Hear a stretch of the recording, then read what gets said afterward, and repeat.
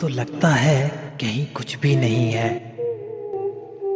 महताब न सूरज न अंधेरा न सवेरा।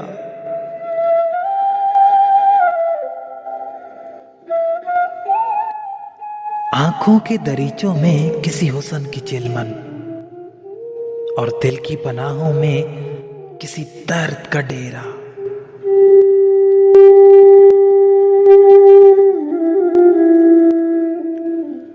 शाखों में ख्यालों के घने पेड़ की शायद अब आके करेगा न कोई ख्वाब बसेरा।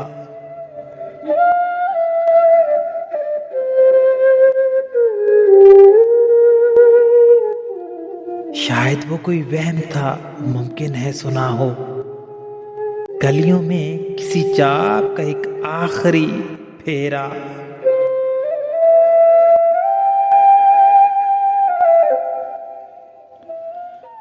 अब बैर न उल्फत न कोई रब्त न रिश्ता, अपना कोई तेरा न पराया कोई मेरा।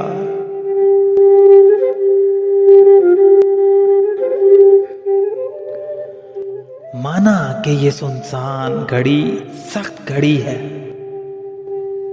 लेकिन मेरे दिल ये तो फकत एक ही घड़ी है। हिम्मत करो, जीने को तो एक उम्र पड़ी है।